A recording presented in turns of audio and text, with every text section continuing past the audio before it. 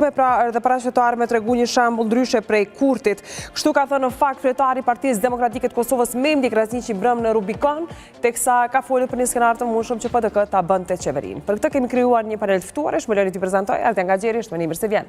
Faleminderit, kënaqësi me ju. Faleminderit shumë, ndërkohë në një linjë të drejtë për drejtë, Lulzim Veliu, përshëndetje nderuar, mirë se vjen, do e lidhem vetëm pas pak. Por e nisim fillimisht me Gaxherin. Një deklaratë që tregon se në fakt PDK do t'i thotë jo VV-s, kështu po i bie. Po, faktikisht, deklarativisht, të gjitha i ka thënë jo VV-s. Por ajo që ka vlen të theksohet është iniciativa. Kush po e merr iniciativën për të krijuar qeverinë opozitare. Deri tani kemi vetëm deklarime të partive të ndryshme, qoftë PDK-s, qoftë LDK-s, qoftë AK-s, e nismës që janë bashkë. Do me thonë, gjitha partitë opozitare kanë deklaruar që nuk do shkojnë në qeveri me vetëvendosjen. Por në anën tjetër, ne përveç disa kafeve që i kemi po që kanë pirë krerët e këtyre partive bashkë, nuk kemi por një veprim. Dhe veprimi është ajo që çon drejt realizimit të një qëllimi. Por pse s'po veprimi zotri Gaxheri? Dhe ajo që ka vlen theksohet tjetër është se nëse të dytit i takon mandatarin, nëse vetëvendosja nuk e bën, atëherë nuk do të thotë patjetër që PDK duhet ta bëj. Por mund ta bëj edhe nisma. Vetëm t'i bëj. Por zakonisht shkon me numrin më të madh se po, mund ta bëj. Jo, vetëm thot i dyti. Mandatarin jep të... I dytit që ka shumicën. Të dytit që mundet me i kriju numrat. Mirë, e në këtë moment, në qëtë situatë, duke parë parasysh që rezultatet sa po dalën, kush mendon një tjetër se mund të jetë i dyti që mund ta krijojë qeverinë? Po, faktikisht, ne jemi në një situatë ose në një hipotezë patë. Sa i përket opozitës, nuk ka të dyti cili mund të krijojë qeverinë, po duhet dikush të marrë iniciativën e më së shumti i takon Partisë Demokratike të Kosovës, për shkak se ka shumicën, ka më shumë, pra ka fituar më shumë deputet se sa partitë e tjera, dhe ata duhet të ndërmarrin iniciativën në mënyrë që të krijojnë qeverinë. Për ndryshe, Qështë kupton faktin që VV-ja filloi, do të thotë si mandatari parë në bazë të rezultatit të zgjedhjeve, filloi takimet, por takimet ishin kryesisht me zyrtar ose më mirë themi me përfaqësues të pakicave. Dhe kjo pas si një lloj tradhtie, themi kushtimisht ashtu, nga deputetët kosovarë. Së pari, gjëja e parë që ka ndodhur e që s'ka ndodhur... Dhe pse ndodhi ashtu në atë formë prej pakicave? Gjëja e parë që s'do duhet të ndodhte nga kjo qeveri e që s'ka ndodhur këto 25-6 vite pas lufte, është se zotri Kurti ka pritur partit ose krerët e këtyre partive, i ka pritur në zyrën e kryeministrit për të bërë pazare politike. Se ku do duhet i priste? Zyra e kryeministrit nuk është zyra e vetëvendosjes. Ai do duhet i priste në zyrën e vetëvendosjes ose në ndonjë lokal që zakonisht nuk i shkoj njëri tjetrit në zyre. Kanë mujtë me u taku në një vend të caktuar, po jo në zyrë të kryeministrit, sepse kryeministria është për shtetin, nuk është për partit. Dhe kjo tregon shpërfaqja dhe mendësinë. Por a nuk janë parti parlamentare që kanë fituar të drejtën për të qenë parlament? Po pavarësisht kësaj, tash nuk janë ma deputet. Ata asnjëri s'kan asnjë funksion. Por fakti që KQZ-u ja u ka mandatuar mandatet që i kanë fituar, nëse nuk kanë ndodhur betimi, i bie që janë parti parlamentare. Po, por pa u bërë betimi, atëherë ata nuk janë deputet. Pasi të bëhet betimi, fuqizohen si deputet. Mirë, por ka pasur edhe një raportim në fakt se pakicat të cilat i ka takuar Kurti, e akoma nuk i ka takuar edhe partit shqiptare, të njëjtit pra janë duke u shantazhuar, pra përfaqësues të komuniteteve janë duke u shantazhuar nga Radojqiqi. Lulzim Veliu është me ne, përshëndetje dhe mirë se vjen. Përshëndetje, faleminderit. Edhe pikërisht dua ta kap në këtë moment. E beson që dhe sa ishte të sigurta këto raportime që Radojqiq po shantazhon pjesëtarët e komuniteteve? Po, unë mendoj se një gjë tillë është shumë e mundshme, pasi nuk është hera e parë që të tillë, sidomos mund të shantazhoj komunitetin serbe, pas tyre një shantazh i mirë mund të bëhet edhe komunitetit bosnjak, të cilët e kanë një pjesë të mirë të tyre që jeton në pjesën veriore të Mitrovicës, pra bëhet fjalë për lagjin e bosnjakëve.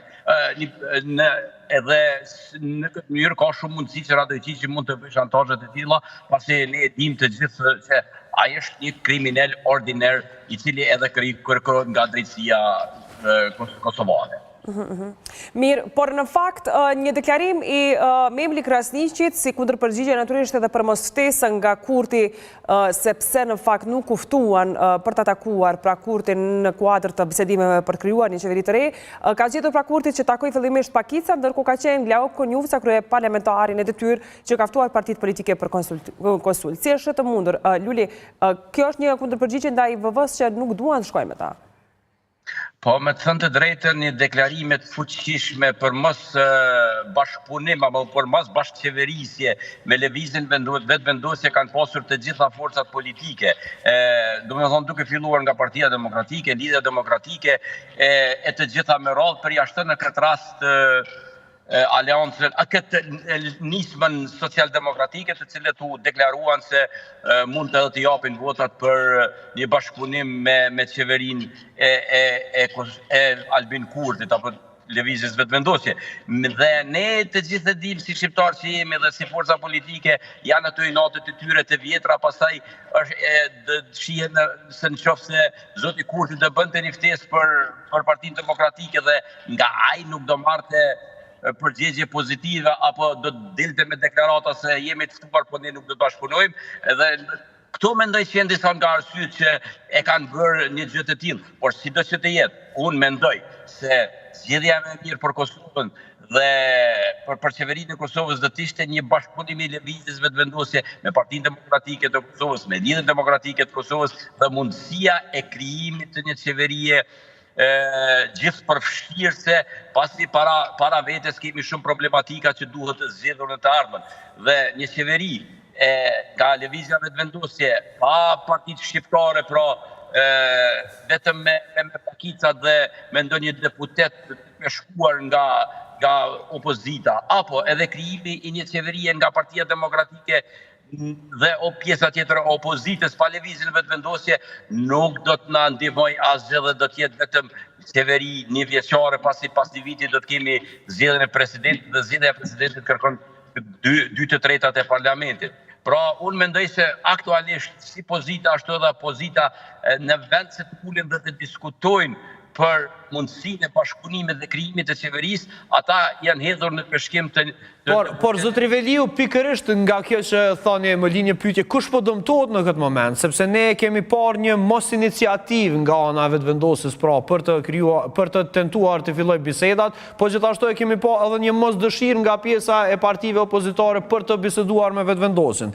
Dhe tash në këtë moment, për formën se si filluan, domethënë, negociatat me deputet të partive të Pakicave, një farë forme unë ndjen edhe pak të anashkaluar deputetët shqiptarë. Dhe a mendoni se edhe ky është një detaj i cili mund t'i hakmerret në të ardhmen në krijimin e nomenklaturës së re qeveritare?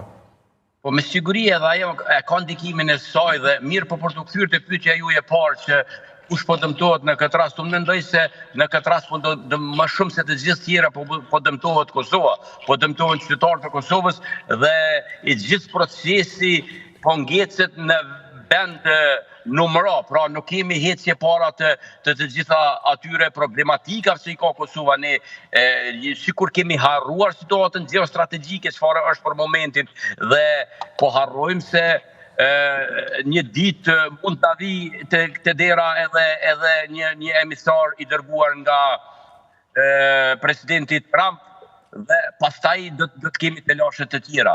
Pikrisht të gjitha këto problematika, duke mos i anashkaluar edhe problemet ekonomike, arsimish, të gjitha ato që janë në Kosovë,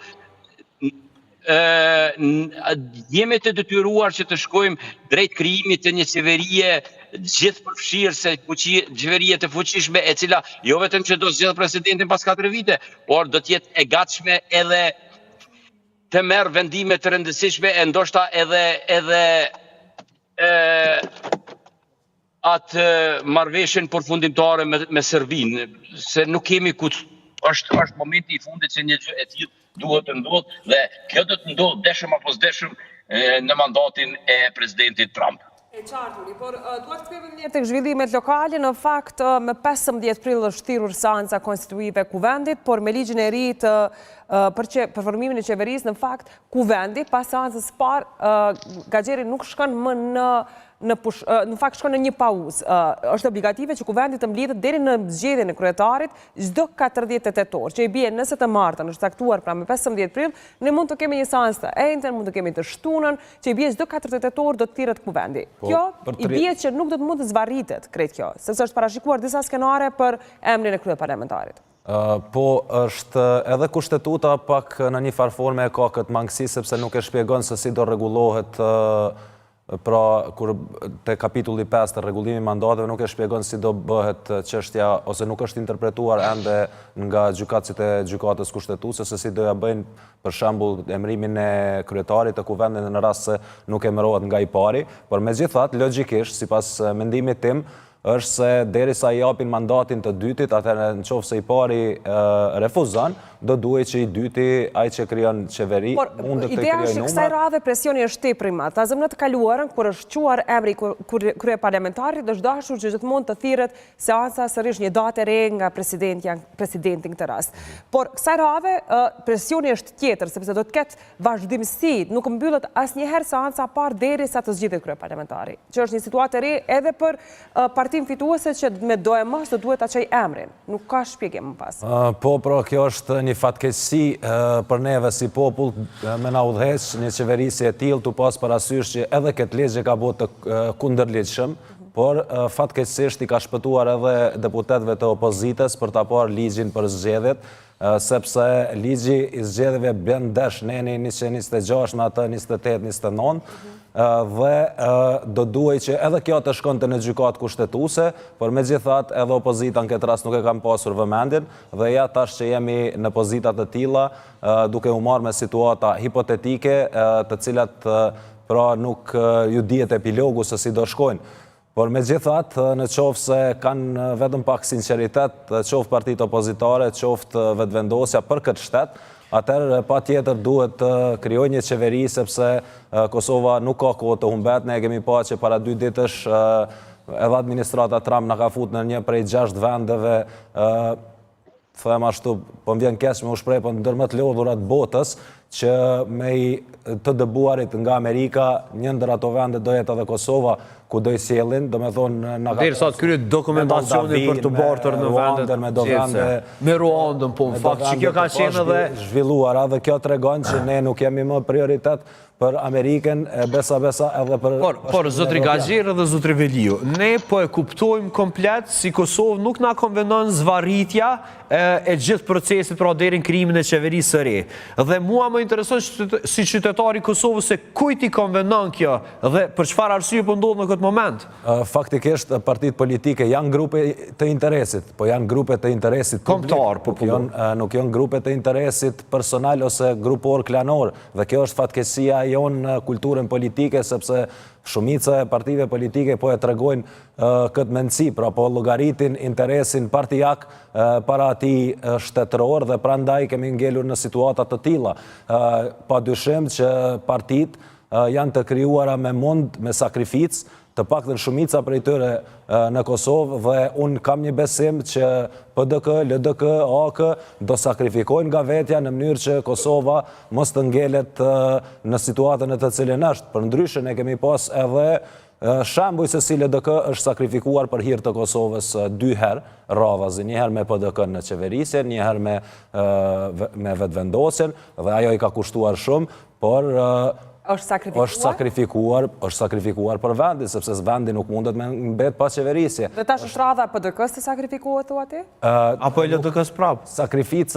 Sakrifika matet me kostën oportune. Në qoftë se sakrifikon për një të mirë më të madhe, nuk e sakrifikuar, por ke fituar. Atëherë LDK-ja, PDK-ja, AK-ja duhet të gjejnë një konsensus të përbashkët dhe mos ta lënë Kosovën pa qeverisje, në rast se vetëvendosja nuk do mund të krijojë numrat, pavarësisht Po kjo është në rast, Gaxher dua të pyes edhe zotër Veliun këto, sepse gjithmonë po flasim në rast. Po ju jeni një gazetar që jeni pak situatën në terren pak më shumë se të tjerët besoj. Çfarë mendon ti? Kush ja jep rastin për krijimin e qeverisë vetëvendosjes? Janë pikërisht deputetët e tjerë. Dhe deri në këtë moment, edhe nëse kanë hasur në përgjigje pozitive nga deputetë ndryshëm, sepse nëse i shikojmë si grupe politike, deklarojnë që decisivisht nuk do të shkojnë në koalicion. Po e kemi përveç gjitha partive opozitare që janë kundër qeverisë me vetëvendosjen, është vetëm Nisma, e cila i ka 3 deputet tashmë në listë në koalicionin bashkë me Aleancën për Ardhmërinë e Kosovës,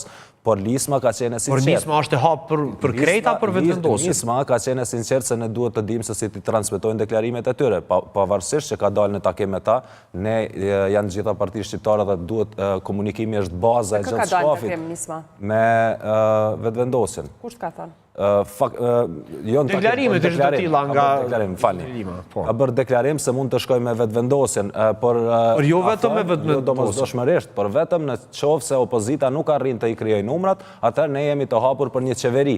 Por është pyetur në këtë gjuhë që është përdorur ta them se është sulmuar për këtë deklarat, edhe Nisma, por edhe Limaj. Dhe ka pasur një pyetje edhe ndaj njerëzve të PDK-s nëse ja dojnë të mirën ka shumë Kosovës që mos bëhet pra qeveria Kurti, atëre nëse ta zëmë se Nisma është një parti që i ka fituar të 3 mandate në koalicion me AKN dhe i duhet që të hyjë në koalicion nëse ndodh të kemi zgjedhje të reja. Është pyetur PDK-ja nëse do ta afronte Nismën krah vetës në mënyrë që të mos pësonte nëse do të shkonte në zgjedhje. PDK-ja në rast se do donte ta afronte Nismën afër e kish pranuar PDK para se me shku në zgjedhje.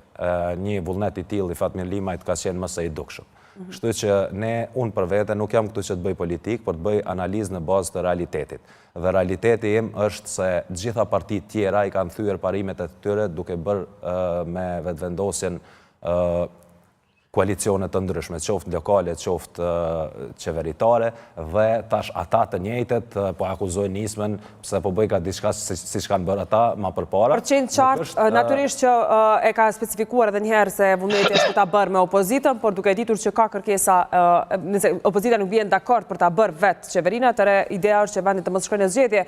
Por megjithatë ka kohë deri në këtë moment, nuk kemi parë akoma një tentativë fillimisht të VV-s për ta bërë, le ta shohim. Do doja të shtoj edhe diçka, me qenë se tregova që duhet të jem realist, duhet ta kemi parasysh që se në qoftë se Nisma nuk bëhet pjesë e një qeverisje, Nisma do të shuhet si parti, sepse ne kemi parasysh që në 2 parë zgjedhjet e fundit Nisma nuk ka mundur të arritë. A mund të shuhet edhe AK?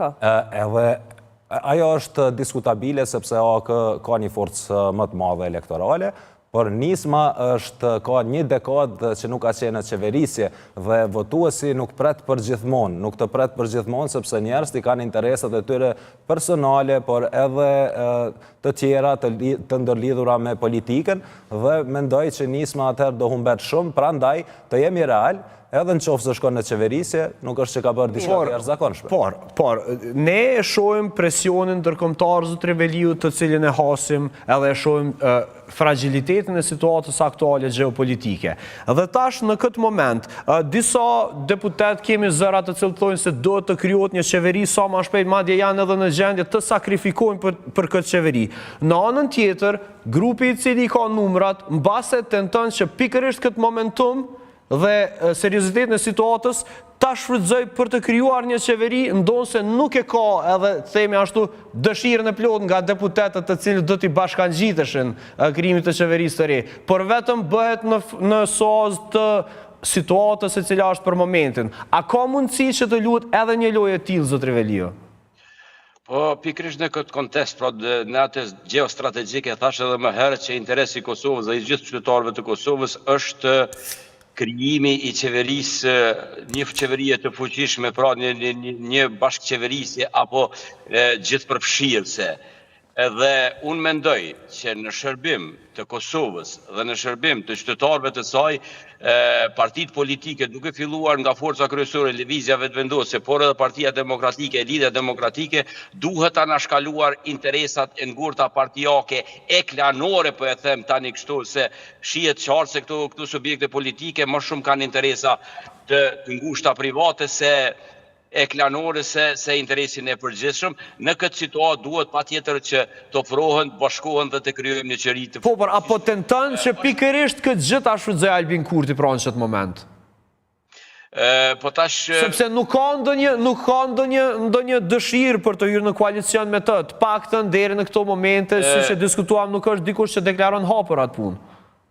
Në qoftë se Albin Kurti një gjë e tillë e dëshiron, është forca kryesore, është kryeministër në detyrë, ai duhet t'ju bëj ftesë dhe t'i tagoj të gjithë një nga një apo ndoshta edhe të gjithë së bashku për të gjetur mundësinë e bashkëqeverisjes dhe për të hequr para. Por çfarë flet për juve fakti që kësaj ftese, se ma mirë themi, takimet e para të kryeministrit tonë nuk ishin me deputet shqiptar apo nga partitë shqiptare? A do të thotë kjo se kemi një refuzim nga pala shqiptare për bashkëpunim?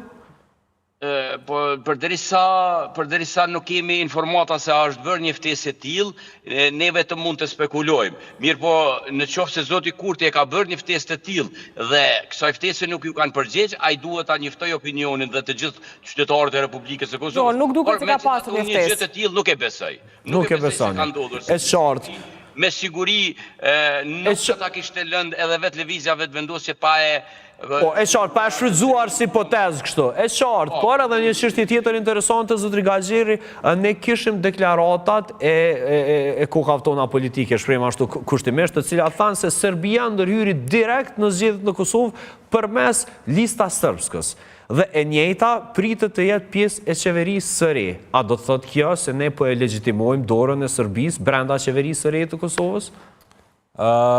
Valla kërën duhet me ikë na pak folklorizmit, adin si popull, edhe sidomos këta politikanë tonë, sepse listën sërbska e ke detyrim kushtetus, s'ke ku ikë. Apo, pëse s'po bëjnë gjithë shqiptarët bashkë, ta lëmë bashkë edhe listën sërbe edhe komunitetet, sepse ne kemi një kërkesë të Duda Baljes për komunën Boshnjake, që ke kërkuar këto. Edhe kjo është e pandershme nga ana zonjës Baljes, se fillova diku tjetër temen. Është e pandershme edhe ajo, sepse tash po e shet Duda Baljes situatën politike në Kosovë dhe po shantazhon në mënyrë, sepse po e shet që qeveria nuk mundet me u bo pa numrat e pakicave, dhe prandaj e ka gjetë momentumin që të shantazhoj shtetin, do me thonë nuk është sinqeritet për vendin mas pari edhe për votuesin e saj, sepse edhe votuesin... Po prej këndvështrimit saj nuk është shantazh, mbase politikanët tonë duhet të shikojnë se si ta zgjidhin këtë çështje pa Duda Baljen, ashtu që të mos e krijojmë edhe atë komunë. Duda Balje ishte 4 vite në koalicion bashkë me Lëvizjen Vetëvendosje dhe i kishin 80 numra, mbi 80 numra, mbi 2/3 e deputetëve, pse nuk kërkoj për këto 4 vite një gjë të tillë, kur fuqia politike ishte aq e madhe sa sikur të donte Albin Kurti edhe do bënte një gjë të tillë. Po pikërisht pra, kjo është shantazh ndaj partive politike. Dhe ky shantazh ndaj partive politike nuk është i ndershëm as nga ana e zonjës Balje. Sepse edhe plus janë disa gjëra tjera, janë disa kushte, disa kriteret të cilat duhet me u plotësu, me u bërë komuna. Numri popullsisë është një numri popullsisë, shumë gjëra tjera, infrastrukturore, kulturore, shumë çka tjetër. Prandaj nuk mundemi na muqu se cilin fshat me bë komunë. Se pastaj bëhet decentralizimi i tepërt, dhe decentralizimi i tepërt humbet fuqinë ekzekutive dhe humbja e fuqisë ekzekutive është kaos. Po, dhe ndalemi pak tek pjesa tjetër, aty kjo është edhe kostoja e... Më duhet kroni vetëm pak të gërhyjt e Gaxheri me që u përmend lista sërbe si në fakt që dikush ka qenë vë në fakt që ka stigmatizuar vetën, e ka blokuar vetën duke i fajsuar të tjerët. Në fakt, pyetja natyrisht në këtë situatë bëhet kështu që a mund të bëhet, a mund ta bëj VV me listën sërbe, me që se thotë që i ka numrat? Po, për mendimin tim, nuk ka asgjë të keqe, sepse ke kategori kushtetuese, dhe mbi kushtetute nuk është askush që jeton këtë vend. Dhe derisa e ke kategori kushtetuese, nuk ka asgjë të keqe, sepse unë dua të ju kujtoj opinionit publik një fjalim të zotrit Kurti, i cili para se të vinte në qeveri deklaronte që unë do të filloj në dialog social. Dhe pavarësisht se çka kemi arritur si shtet në veri pa dialogun social, nuk arrihet asgjë, nuk arrihet paqja pa dialogun social, sepse ata serb jetojnë në Kosovë, ata jetojnë në Serbi. Dhe ne, pa i inkuadruar, pa i bërë pjesë të kësaj shoqërie, ne nuk mundemi mi ndajt me policë të koka, sepse atëra nuk kemi bërë asgjë.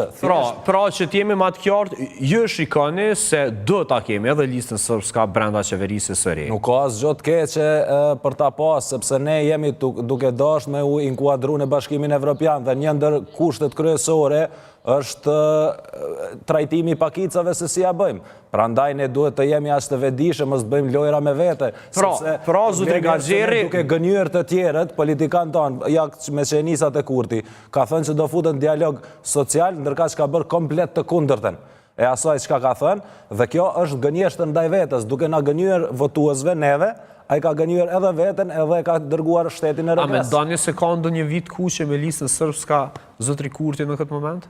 Po, deri sa flasin telefon gdesi brate, nuk besoj që duhet të kenë në vit kuqe, por e ka shit për kartën e nacionalizmit zotri Kurti, sepse vetëvendosja është një parti e krijuar mbi propagandën dhe kaosin. Dhe prandaj, ai me propagandë, me luftën e propagandës i fiton votat, dhe kjo është një pjesë... Po si do ta arsyetoj për shembull në qoftë se nesër fillon negociata, zotri Velio apo zotri Gaxheri rrinë të hapur, si do ta arsyetoj në qoftë se nesër vetëvendosja hyn në negociata me listën srpska? Unë do ta cilësoja... E dëgjojmë zotri Velion, me që e kemi edhe larg, pastaj kthehemi në studio. Po zotri Velio? Unë nuk e besoj se do të shkoj deri në atë shkallë lëvizja vetëvendosje, edhe pse unë mendoj që e kemi edhe obligim integrimin e qytetarëve sërb, por edhe obligim kushtetues është pra që komunitetet të jenë pjesë e qeverisës. Pra jo vetëm komuniteti sërb, por edhe komunitetet tjera duhet të jenë pjesë e qeverisës dhe historikisht i kemi pasur në të gjitha qeveritë e kaluara. Është hera e parë që lëvizja vetëvendosje krijoi qeverinë pa pakicat sërbe. Detyrim i Republikës së Kosovës është integrimi të gjithë qytetarëve të Republikës dhe pranimi i tyre ashtu siç janë. Si e tha dhe parafolci, pra komuniteti sërb jeton në Kosovë dhe është pjesë e Kosovës dhe ne duhet ta shohim si të tillë. Unë mendoj se është bërë një gabim për gjatë 4 viteve të kësaj qeverisje që nuk e ka shfrytzuar mirë këtë periudhë dhe për ta bërë një dialog të brendshëm me sërbët duke përjashtuar listën srpska, pasi e dim shumë mirë që është një pjesë e madhe e qytetarëve sërb që jeton në veriun e Kosovës, që kanë pranuar tani më realitetin e Kosovës së pavarur, mirë po janë në një presion të shtuar nga lista srpske. Dhe mendoj që lëvizja vetëvendosje apo çdo qeveri e drejtanishme është dashur që të shfrytëzojë. Sepse si duket nuk ju kuptuam pak, mbase unë nuk isha i qartë me atë që dëgjova. Pra, presion, thoni se edhe sot ushtron presion lista srpska ndaj popullatës? Mendoj se qytetarët sërb janë nën presion dhe vetë fakti që ata morën 9 deputet, unë jam më se i sigurt që ishte pjesë e presionit të listës srpska, pasi... Dhe si mund ta menaxhojmë në aspektin shtetëror, zotri Veliu, ne këtë presion? Pra, këto votat të cilat erdhën si pasojë e presionit dhe paraqesin brenda qeverisë së Kosovës interesat e Serbisë. Unë mendoj se është dashur të punohet, se gjërat e tilla nuk bëhen brenda natës. Unë mendoj që është dashur të punohet gjatë gjithë mandatit qeverisës në mënyrë që të krijohen kushte sërbëve lokal të cilët nuk janë pjesë e listës srpska apo nuk e pranojnë politikat e tyre në mënyrë që ata të jenë të përfaqësuar përmes përfaqësuesve të tyre të digjëtetshëm, se ajo do të ishte një e mirë për qytetarët serb, por do të ishte edhe një gjë shumë e mirë edhe për Republikën e Kosovës. Edhe këtë gjë nuk e kemi shfrytzuar. Pa tjetër. Do doja të ndërlidhesha me ju, zotri Veliu, shumë bukur e theksuat që mungesa e strategjisë pushtetit ka bërë që ne sot të kemi mos kemi fare dialog social me serbët, sidomos me serbët e Veriut, dhe ne duhet ta dim dhe dihet botërisht që fitimi i luftës është shumë i lehtë se sa ndërtimi i paqes. Dhe ne duhet të kuptojmë që gjërat të tilla nuk ndodhin brenda ditës dhe për të ndërtuar paqen patjetër që na duhet një dialog social. Pra mund të kemi dialog social nëse lutem mos ta humb idenë. Ne po i kontribuojmë listës srpska, partitë politike shqiptare po i kontribuojnë listës srpska që të kenë ndikim në serb për shkak se nuk po kanë një strategji si më të qas dialogut social me i bind serbt e Veriut që Kosova është aq sa e shqiptarëve është edhe e juja, inkuadrohuni në shoqërinë kosovare dhe lëreni Serbinë të vazhdoj punët e veta. Do ndajmë pikërisht të sindikan kjo kur paraqiten si një masë e popullatës destruktive nga pothuajse secili politikan pjesë e qeverisë sot. Pra, si ndihen sepse do ta shohim ta veten edhe në pozicion e një qytetari i cili gjithmonë në secilin deklarim politik shihet si një gangren e këtij do të thotë e këtij trupi, pra si diçka që duhet kputet. Mendoni se edhe kjo forma se çish po trajtohen diskursi publik ka bërë që ta kemi këtë fraksionalizim të momentit? Po ne Unë nëse më lejohet, unë mendoj se veriu i Kosovës apo pjesa ku jeton shumica sërbe do të ishte shumë më lehtë e menaxhueshme sikur të zhvillohet një dialog i mirëfillt social, jo vetëm me periudhën e qeverisë së kaluar, por ndoshta që nga shpallja e pavarësisë e tutje, se më lehtë mbahet me gjëra të tilla duke bashkëpunuar dhe duke pasur si pjesë tonën sesa duke dërguar njësinë speciale në atë pjesë të Kosovës. Dhe pikërisht këto veprimet e fundit, pas mbylljes, pas largimit të komunitetit sërb edhe nga komunat ku nuk morën pjesë në zgjedhje ata, e kanë bërë që një pjesë e mirë e atyre sërbëve që në fakt pranuan realitetin, janë kthyer sërish te lista sërbske dhe i kanë dhënë mbështetje. Pra, këto janë disa gabime që në dukje janë të mira për dëgjuesin, për ata simpatizantët e partisë. Pra, krye këput janë politika populiste që kanë ndikuar negativisht në sjelljen e rendit dhe qetësisë në veri. Po, sepse jemi krejt në fund të bloku, zotri Gaxheri. Okej, shkurtimisht. Po, patjetër.